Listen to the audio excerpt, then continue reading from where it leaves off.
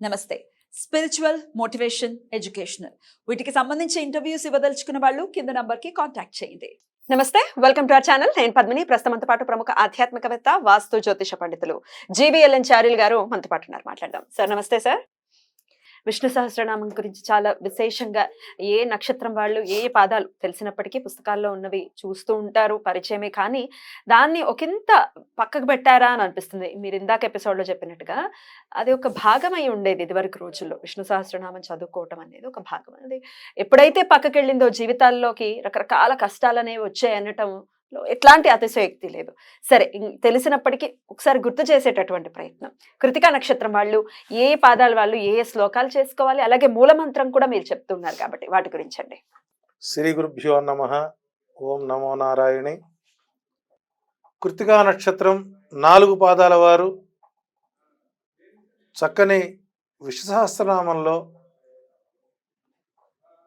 భీష్మాచార్యుడు చెప్పినటువంటి విష్ణు సహస్రనామ స్తోత్రంలో కృతికా నక్షత్రం వారికి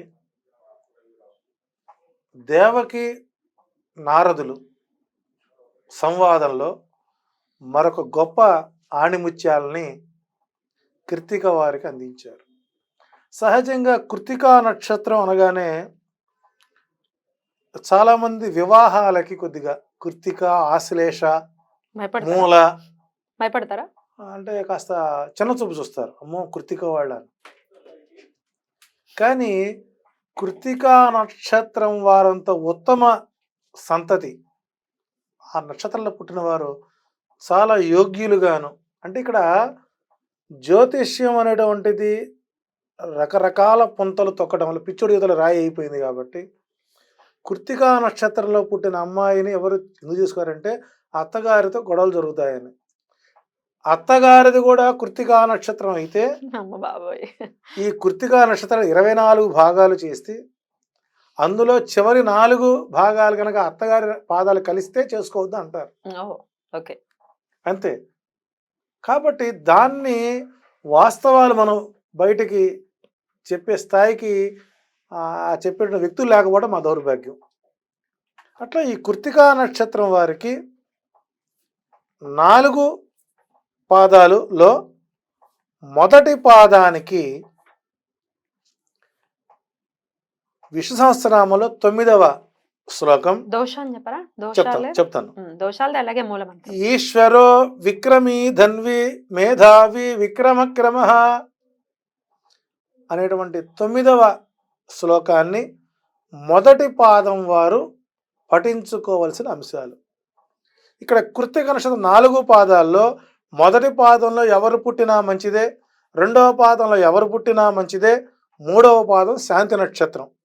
3, 4 పాదాలు కొంతమందికి బాలారిష్ట దోషాలు కూడా ఉంటాయి. సో కాబట్టి ఈ నక్షత్రం వారు తప్పనిసరిగా మొదటి పాదం వారు విష్ణు సహస్రనామంలోని 9వ శ్లోకాన్ని పఠించుకోవడం మంచిది.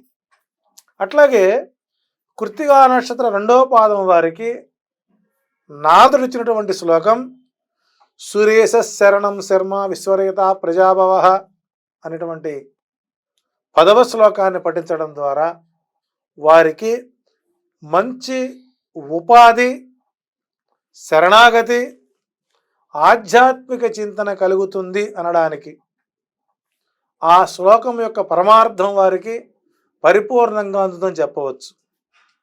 ఇక కృతికా నక్షత్రం 3వ పాదం వారికి విష్ణు సహస్రనామంలో 11వ శ్లోకం అజ సర్వేశ్వర సిద్ధ సిద్ధి సర్వాదిరచ్యుత వృషా కపిరమేయాత్మ సర్వయోగ వినిస్మృత అనేటువంటి 11వ శ్లోకంలో కృతికా నక్షత్రం 3వ పాదం వారికి ఆరోగ్యపరమైన, ఊపిరితిత్తులకు సంబంధించిన మానసిక చాంచల్యం ఎక్కువగా ఉంటుంది. కాబట్టి ఆ కృతికా నక్షత్రం 3వ పాదం వారికి ఇది పఠించడం వల్ల ఆ మనశ్చాంచల్య స్థితి అనేటువంటిది తగ్గిపోతుంది. ఇక 4వ పాదం వారికి వీరికి ఓవర్ కాన్ఫిడెన్స్ ఎక్కువ ఉంటుంది. అంటే శ్రద్ధ ఉండవచ్చు కానీ అతి శ్రద్ధ అనేటువంటిది పనికిరాదు. ఆ అతి శ్రద్ధ వలన వచ్చేటువంటి కొన్ని కొన్ని ఇబ్బందుల్ని అధిగమించడానికి కృత్తికా నక్షత్రం వారు విష్ణు సహస్రనామంలో వీరికి నారదుల వారు వసుర్వసమనా సత్య సమాత్మా సమిత సమః అమోఘ పుండరీకాక్షో వృషకర్మ వృషాకృతి అనేటువంటి 12వ శ్లోకాన్ని ఇవ్వడం జరిగింది. ఈ కృత్తికా నక్షత్రం వారికి మృగశిర, చిత్త, ధనిష్ట, పునర్వసు, విశాఖ, పూర్వభద్ర నక్షత్రాలు అనుకూల నక్షత్రాలు కాదు వారికి. కాదా? కాదు. ఎందుకంటే కృత్తికా నక్షత్రం మీద చాలా మందికి అనేక రకాల అపోహలు ఉన్నాయి కాబట్టి ఈ కృత్తికా నక్షత్రం వారికి మృగశిర, చిత్త, ధనిష్ట, పునర్వసు, విశాఖ, పూర్వభద్ర ఈ నక్షత్రాల జోలికి పోకుండా ఉంటే చాలు. మాక్సిమం గురువు నక్షత్రాలు జోలికి వెళ్ళరు. ఉంటే చాలు.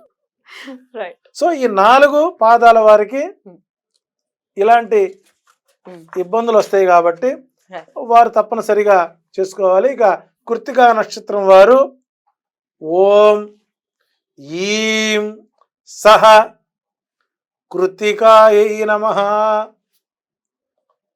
అనేటువంటి ఈ మూలమంత్రాన్ని ప్రతిరోజు 11 సార్లు చదువుకోవటం వల్ల ఆ రోజు వారికి ఎలాంటి ఇబ్బందికర వాతావరణం లేకుండా ఉంటుంది. చాంద్రమానం ప్రకారం నక్షత్రాల్లో మొట్టమొదటి నక్షత్రం కృతిక. కృత్తిక. కృత్తికా నక్షత్రాది పర్యంతం కార్తీక మాసంతోనే మనకు ఉగాది ఆరంభమవుతుంది. ఈ కృత్తికా నక్షత్ర సమయంలోనే కృత్తికా నక్షత్రం ప్రారంభమైన కార్తీక మాసంలోనే నవగ్రహాల అన్నీ కూడా నామినేషన్స్ వేస్తాయి, వాళ్ళ అఫిడవిట్స్ అన్ని ఇస్తాయి. వాళ్ళకి ఎలక్షన్ వచ్చేసరికి ఉగాది ముందు రోజున ఎలక్షను, ఉగాది రోజున కౌంటింగ్, ఆ రోజు నుంచి నవనాయక ఫలాలు రావడం జరుగుతుంది. కాబట్టి కృత్తికా నక్షత్రాది పర్యంతమే మనకు ఉగాది ఆరంభమైనట్టుగా చాంద్రమానం ప్రకారం మనం, కానీ మనం సౌరమానం పాటిస్తాం కాబట్టి ఉగాది వచ్చింది. ఉగాది ఏప్రిల్లో చేసుకుంటూ ఉంటాం. రైట్ అండి. అయితే అశ్వినికి భరణికి పరిహారాలు చెప్పారు, వీరికి కూడా ఏదైనా పరిహారం ఉందండి? కృత్తికా నక్షత్రం వారు ఎటు మీరు మగవాడు బార్బర్ షాప్ పోవలసిందే, ఆడవారు బ్యూటీ పార్లర్ వెళ్ళవలసిందే. కటింగ్ల కోసం నిష్కుంతనా క్రియ అని ఉంటుందిగా, మనకు హెయిర్ కటింగ్ ఉంటుంది. కృత్తికా నక్షత్రంలో పుట్టిన వారు అవకాశం ఉన్నంత వరకు ఒక కృత్తికా నక్షత్రం రోజున ఒక కత్తెర కానీ ఒక రేజర్ అంటే మంగళవాడు వాడేటువంటి షేవర్ కానీ ఒకటి కొనుక్కొని వచ్చి ఆవు నేతిలో నానబెట్టి పెట్టిన తర్వాత అది ఏదైనా సరే ఒక నాయి బ్రాహ్మణుడికి దానం చేసినట్టు అనుకోండి, చేసినట్లయితే వారికి అద్భుతమైన ఫలితాలు వస్తాయి. ఎందుకంటే ఆ కృత్తికా నక్షత్రం మంగళి వాడి పొది మాదిరిగా ఉంటుంది కాబట్టి దానికి సంజ్ఞగా దాన్ని దానం చేయమన్నారు. ఇది శాస్త్ర హితమైనటువంటి దానం. ఇందా మనం చెప్పింది తిల ధేనువు దానం కూడా శాస్త్రహితమైనటువంటిది. ఇలా చేసుకున్నట్లయితే మంచి ఫలితాలు వస్తాయి. రైట్ అండి, అద్భుతంగా వివరించారు. ఇక నెక్స్ట్ ఎపిసోడ్ లో రోహిణి నక్షత్రం గురించి మాట్లాడుకుందాం. నమస్కారం.